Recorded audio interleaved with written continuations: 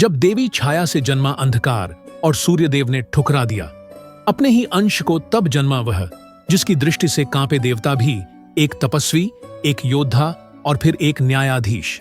वो नहीं जो डराता है, वो जो कर्मों का हिसाब करता है। यह है शनिदेव की महागठा। संगीत त्रेता युग में जब सूर्यदेव देव का विवाह विश्वकर्मा देव की पुत्री देवी संध्या से हुआ, तब किसी ने नहीं सोचा था कि यह विवाह एक महागठा की शुरुआत करेगा।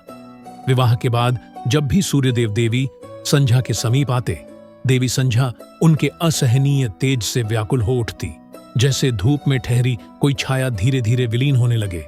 समय बीतता गया और देवी संध्या ने वैवस्वत, मनु, यमराज और यमुना जैसी तेजस्वी संतानों को जन्म दिया, पर सूर्यदेव का तेज अब भी असहनीय था। एक दिन देवी संध्या ने निर्णय लिया, वह तपस्या करेंगी ताकि सूर्यदेव का तेज सह सके। लेकिन नवजात संतानों की देखभाल भी जरूरी थी, इसीलिए देवी संध्या ने अपने जैसी एक देवी बनाई। नाम रखा देवी छाया। अब सूर्यदेव का तेज देवी छाया पर असर नहीं करता था। देवी छाया को सभी दायित्व सौंपकर देवी संध्या तप के लिए अज्ञात दिशा में निकल पड़ी, जिसका सिर्फ लक्ष्य था तेज को सहने की क्षमता पाना। देवी छाया अकेली पड़ी और महादेव की घोर तपस्या में लीन हो गई। कड़ी धूप में भूखे प्यासे रहकर उसी तपस्या के दौरान गर्भधारण हुआ। महीनों की तपस्या, उपवास और अग्निताप के बाद शिव प्रकट हुए। देवी छाया ने प्रार्थना की, मैं केवल एक छाया हूं, मुझे जीवन का वास्तविक अस्तित्व चाहिए। शिव मुस्कुराए और उसे साक्षात अस्तित्व प्रदान कर दिया।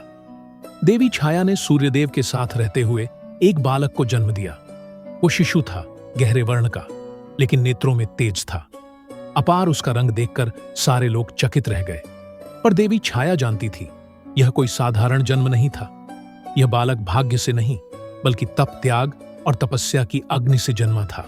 और वही बालक आगे चलकर बना न्याय का प्रतीक, ब्रह्मांड का न्यायाधीश शनिदेव। लेकिन जब सूर्यदेव ने उस शिशु को देखा, उसका गहरा रंग, उसकी छाया जैसी आकृति, सूर्य का तेज पल भर में क्रोध में बदल गया। उन्होंने शनि को अस्वीकार कर दिया, यह मेरा पुत्र नहीं हो सकता, और देवी छाया को अपमानित कर वहां से चले गए, बिना एक बार पीछे देखे। सूर्यदेव के तिरस्कार के बाद देवी छाया भीतर से टूट चुकी थी। समय बीतता गया और क्षण बढ़ते गए। तेजस्वी, तपस्वी और अपार शक्तियों से युक्त पर उनके हृदय में धक रही थी एक ज्वाला, पिता के तिरस्कार की, जन्म के अपमान की। अब उनकी दृष्टि साधारण न रही। जो भी उस दृष्टि के सामने आया, उसके कर्म उजागर हो गए। उनकी आंखों की तीव्रता से स्वयं देवता भी कांप उठते थे। वो साधारण नहीं थे, शक्ति की हर सीमा को पार कर गए। तप से तपस्वी बने, क्रोध से प्रचंड गंधर्वों को पराजित किया, देवों तक को चुनौती दे डाली। हर युद्ध में उनके भीतर एक ही ज्वाला धकती रही, अपने पिता सूर्यदेव से अधिक तेजस्वी बनने की, क्योंकि उनका लक्ष्य शक्ति नहीं था, अपमान का उत्तर था। मां छाया शनिदेव के भीतर बढ़ते क्रोध से चिंतित थी। उन्होंने निर्णय लिया, पुत्र को प्रेम और सहचरण का सल देना होगा। और फिर छाया ने शनि का विवाह करवाया। एक पुण्यत्मा, संयमी कन्या चित्ररथ से उस विवाह ने जैसे शनि के भीतर की ज्वाला को शांति दी। उनकी वाणी में कठोरता कम हुई और दृष्टि में करुणा की छाया उतरने लगी। एक दिन शनिदेव गहन ध्यान में लीन थे, तभी उनकी पत्नी देवी चित्ररथ ने समीप आकर पुत्र की इच्छा व्यक्त की, पर शनि मौन रहे। कई बार अनुरोध के बाद भी उनकी ओर से कोई उत्तर नहीं आया। देवी चित्ररथ को यह व्यवहार अपमानजनक लगा। क्रोध में भरकर उन्होंने शनिदेव को श्राप दे दिया, यदि तुम्हारी दृष्टि किसी पर पड़ेगी तो उसका विनाश निश्चित होगा। अब से तुम किसी को आंख उठाकर देख भी नहीं सकोगे। ध्यान टूटने के बाद शनिदेव को अपनी चूक का आभास हुआ। देवी चित्ररथ को भी अपनी भूल का पश्चाताप हुआ, लेकिन दिया गया श्राप अब वापस नहीं लिया जा सकता था। उस दिन के बाद से शनिदेव अपना सिर नीचे करके चलने लगे और तभी से उनकी दृष्टि ही बन गई। विनाश का प्रतीक। जब यह बात चारों ओर फैली तो शुक्राचार्य और राहु शनि के पास आए और देवताओं के विरुद्ध उसका प्रयोग करने को कहा, पर शनिदेव ने साफ मना कर दिया और कहा, धर्म कभी स्वार्थ से नहीं चलता। वर्षों की कठिन तपस्या के बाद देवी संध्या सूर्य लोक लौटी। जब उन्हें सच्चाई का पता चला तो क्रोध से भर उठी। उन्होंने सूर्यदेव को सारा सत्य बताया। सूर्यदेव ने क्रोधित होकर देवी छाया और शनिदेव को सूर्यलोक से निष्कासित और अपमान कर बाहर निकाल दिया। सूर्यलोक से निष्कासित होने के बाद माता छाया और शनिदेव पृथ्वी की ओर चल पड़े। एक घना, शांत और सुंदर वन, जहां उन्होंने नया जीवन शुरू किया, वहीं शनिदेव की मित्रता हुई।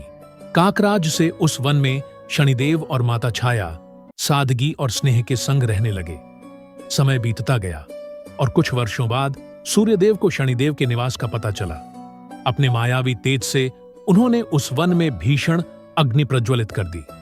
देवी छाया एक परछाई होने के कारण उस अग्नि से बचकर निकल आई, लेकिन शनिदेव उस मायावी अग्नि की चपेट में फंस चुके थे। असहाय माता छाया पूरी शक्ति से सहायता की गुहार लगाने लगी। तभी जलते आकाश को चीरते हुए कागराज अपने दिव्य पंखों के साथ प्रकट हुए। जैसे ही उन्होंने शनिदेव को अग्नि में घिरा देखा, वे आकाश से नीचे झपटे। अपने विशाल शक्तिशाली पंजों में उन्होंने शनिदेव को थाम लिया और प्रचंड अग्नि से बहुत दूर उन्हें अपने रहस्यमय साम्राज्य काकलोक ले गए। काकलोक पहुंचने के बाद काकराज ने शनिदेव को अपनी माता से मिलवाया। उन्होंने विनती की, पुत्र, यहीं मेरे साथ रहो, इस लोक को तुम्हारा घर मानो। शनिदेव ने भी सहमति जताई और काकराज की माता ने शनिदेव को अपने पुत्र की तरह लाड़ प्यार से रखा। एक दिन यह बात इंद्रदेव को पता चल गई कि शनिदेव अब काकलोक में निवास कर रहे हैं।